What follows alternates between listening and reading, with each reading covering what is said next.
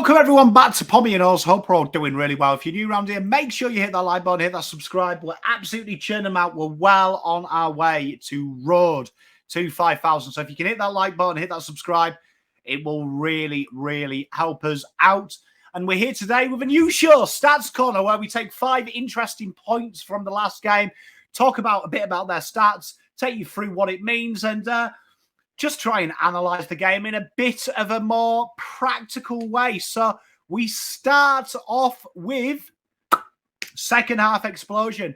Cowan really turned the screw on the pressure, and it's interesting that Michael Voss talked about post-game Cowan, their mantra, their core fundamentals, which is contest and pressure. And Cowan's pressure gradient went up massively. The tackles went up massively. Cowan was struggling in that first half to lay a tackle and absolutely decimating the tackle count in the second term, going at over 200% of what they'd done in the first term. It was a very interesting passage, and what we saw was a team that was converting at 78% in the first quarter, well, up to halfway in the second, suddenly down tools and oscillate around 27.3% of their conversions inside the 50 half. And that was because Carlton started to change their look. They started to really hurry and pressure the sides in all departments. And this is case in point with just the last 10 minutes in which David Cunningham had 2 inside 50 tackles, resulting in turnovers for the game. And Lockie Fogarty was absolutely flying at this stage, laying in the tackles and was leading on the ground in the second half. Absolutely destroyed it, ending up with a staggering amount of tackles. And this was the big thing from Carlton, the big change in that second half. It changed how easy it was. If you watched how Brisbane were building their attack in that first half, it was they were inviting Carlton to go long. And that is a very important system. And Carlton probably are one of the more guilty sides because we focus on them. But this, from watching the games this week, is spread all across every team. Every team does it. And what they do is they basically leave the wing open. They leave the second part of the wing kick open to try and encourage that long one. And Brisbane, what they did is once they turned that ball over, and you saw the lack of pressure from Carlton in that forward half of the ground, meant they could pick up the loose ball from the marking contest, hit a short kick, and then it went short, bang through the corridor, and boom, they had goals. Carlton stopped that. When the ball hit the deck, there was 2 or 3 players. You saw them start to maraud, and a big part of that is players like Nick Newman, Adam Sard, Blake Acres, and Ollie Hollands, and they work in a tandem, and effectively Carlton's line of 6 in the forwards becomes a line, because of them, becomes 10. And in the back half of the ground, in the middle part of the wing, that becomes 10. And that's the hard work and intensity in being there. And you saw when Carlton half committed, it created that space in the back for the short kick. When they mass commit, players are there. And it's kind of an obscure thing because it's still a zone. You see people still talk about the archaic man-on-man defence. That's died in football. It's something that we don't often see because it's so stagnant in its transitional phase from defence to attack, and you have to play kick mark. You see Carlton then start to oscillate the zone with more players in that zone. And what that does when it doesn't work and the pressure's not there is obviously more players are out of position, space in the back. When you fully commit to it, it stifles it. And you saw players have massive drop-offs in their disposal efficiency from the Brisbane end. Massive disposal efficiency drop-off, massive change in the meters per possession as well. At the start of the first quarter, the second quarter, very short meters per disposal for Brisbane. After it, massive change. It almost tripled in some players' stat sheets because the pressure wasn't allowing the short handball. It was forcing them to go long. And Carlton laid that very intelligent trap. If you watch the rating show, we see Mitch McGovern, his heat map, and that is in the left 60 out from defence quadrant. Carlton laid that trap. And what they do is they close off the corridor funnel the opposition outright. We saw it massively in the Geelong game because they played like that for 4 quarters, encouraging the long kick down there. Mitch McGovern's there or Brodie Kemp on the other side, and their job is to attack the ball and set up the score launch. And it's interesting, that avenue there, you saw Saad be a beneficiary of it for one of his score launches. The massive amount of score launches from Mitch McGovern were from that quadrant. And that is something that is new to Carlton, the closing the corridor off. We were a very strong wing spread defence last year. This year, particularly in the second half and in the preseason games, we've seen Carlton trying to lock that corridor down. Now, when it goes wrong, you see it in the first quarter, when players don't commit quite enough, you can see that they kind of got overawed. And we did see that in the 10-minute mark. They were trying to do what they did in the second half.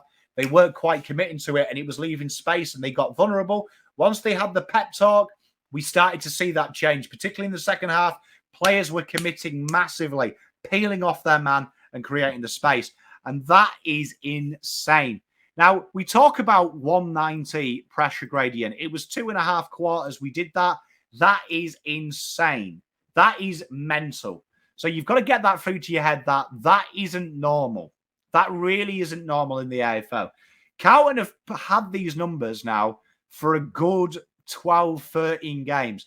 And it's where it starts to really change the dynamic. Now, you saw in my review, I said people need to get out of their head Carlton aren't going to be a sexy football side. Is that a bad thing, though? I don't think so. Maybe I'm getting old. For me, I'm not here to be entertained. Do you know what I mean? I go to the movies for that. I do other stuff. When I'm watching sport, I'm here to see wins. I'm here to cheer and enjoy it, not enjoy the spectacle, because for me, winning cures all manner of sins. And what that pressure gradient is judged on is a very interesting thing. But with Carlton doing that, they really did lower the opposition. They had 21 inside 50s for 44 points in the first quarter. That's 2.10 per entry. The AFL average, right, is 1.52. Brisbane average 1.63. For the remaining quarters, Brisbane started to average 1 point per entry. And what is really interesting as well is the zones that they attacked were the lowest percentile of kicking, which again played into Carlton.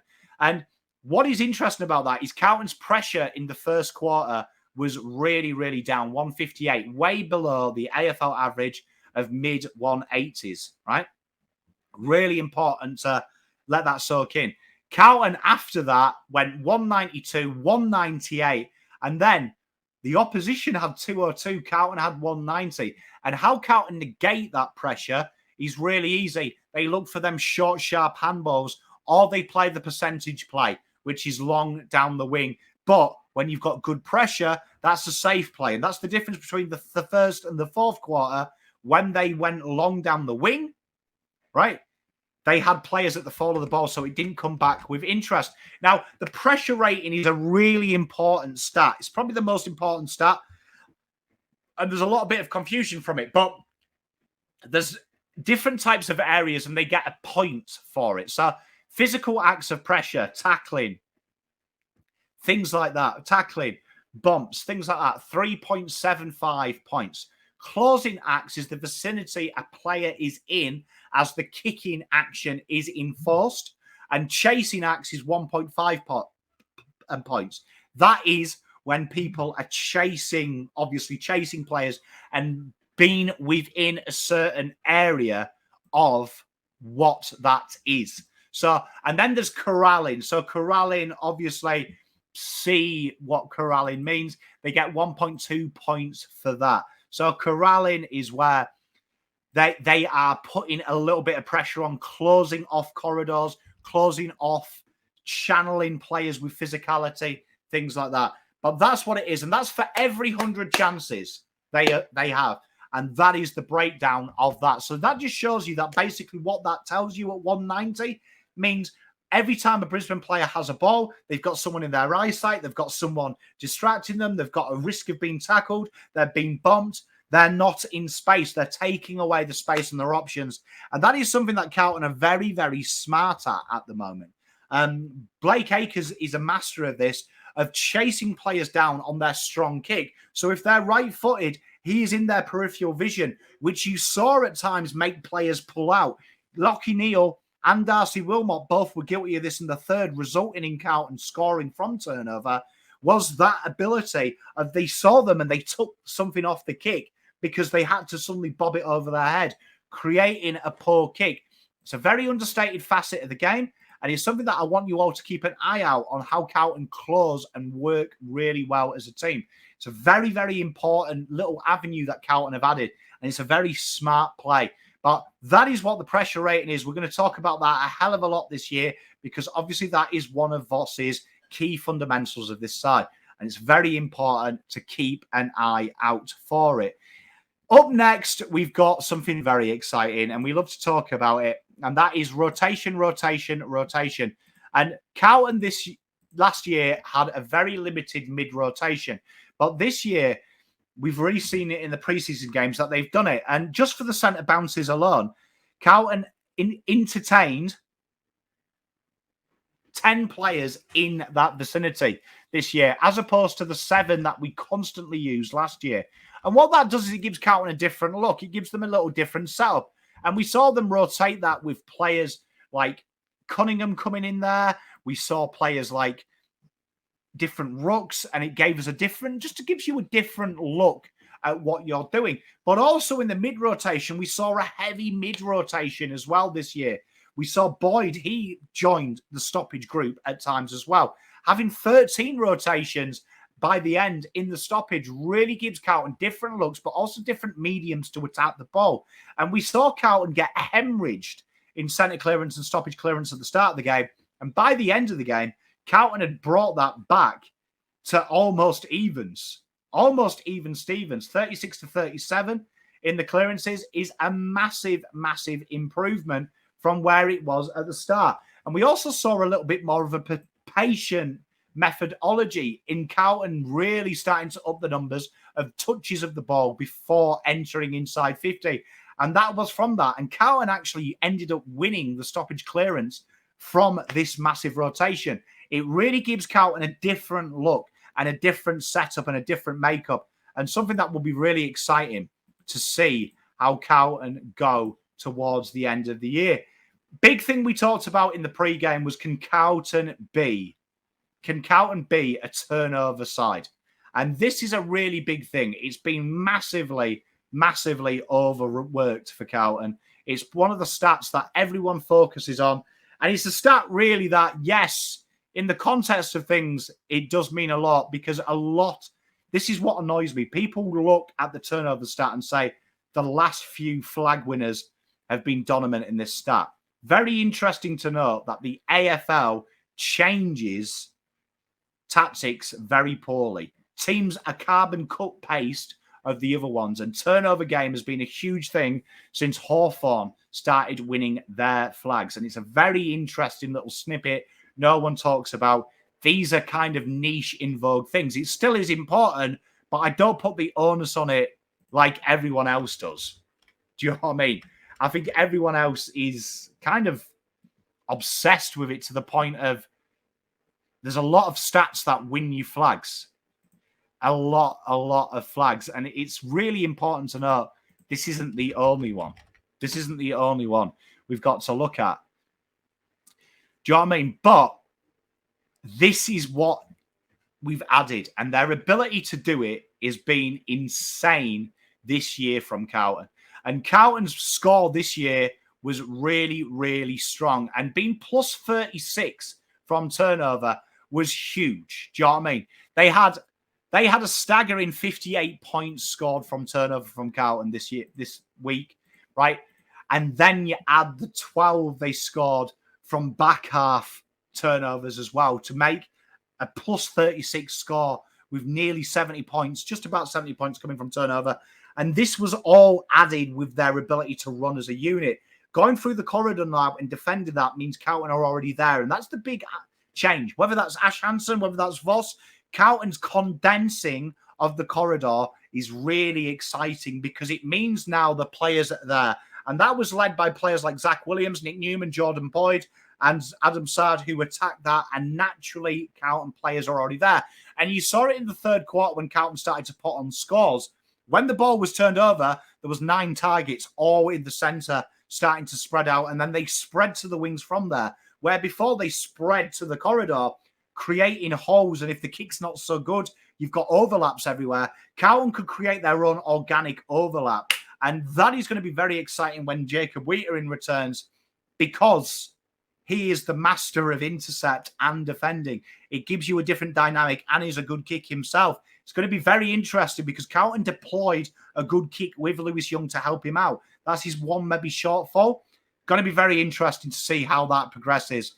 And then the big one for me, game changers. It shows you how important the key forwards are. And got to give a shout out to the defensive work of Cunningham and Fogarty that allowed the big guys to be there. And Harry and Charlie just turning it on. Charlie, particularly in that third, changed the hands of the game. And this is how strong they are as a tandem. Harry was everywhere, running all that distance, plus 14 kilometres for the game for a key forward is insane. Allowing Charlie to stay at home and do damage. And when he has his moments, he takes the game away. People forget the way that this game works is it doesn't take very much to pull a lead back. And as you can see that Carlton, when Charlie started to go a little bit crazy in that second, he kicked 3 goals in 8 minutes of football, right? It was 6 minutes of football, which massively, massively changed the momentum. So he was involved in 18. Carlton scored 24 points in that period. And that is really, really important when you look at it in the grand scheme of things, because that means that Carlton had suddenly pulled a 31-point gap to a 7-point gap, a kick in a bit. And that is the ability of these. And it shouldn't be understated. One of them goals was a loose ball on the ground. Another was sheer brilliance. And the third was Charlie being Charlie. The ability to kick goals in clusters of this side shouldn't be understated. And that win will be very important because there is a psychological effect. And I said this about Collingwood last year. People say tight wins aren't sustainable. I counter it another way. I think they're incredible. I think it's a psychological effect. It means the opposition know your team's not beatable. It can't be beat. It means that they don't die. And I think that this will be a message to the other opposition that we have transitioned from a side that you run over the top of in the fourth quarter. Remember that David Teague stat where if the game finished at halftime and three-quarter time, Carlton will be top 4. So now we're a team that can hurt you in the fourth. And that is a very interesting stat. Carlton can't have an overwhelming winning percentage from leading in the third quarter to winning the game. They're now becoming a team that closes games out. They're also a team that can run over the top of you in the fourth. The third and fourth quarters now are the key quarters for Carlton to watch and have been issues with Carlton for a long, long time. That's the fitness. That's a credit to the boys, but that's also the ability to be there for long. And sometimes all you've got to do is be in the fight to win it. And that was an impressive performance. Really enjoyed it. I hope you enjoyed this new show. Stats Corner. Tune in tonight. Me and Riles will dissect the rest of the week's AFL talk. So stay tuned for that. Much love, peace, love, and light.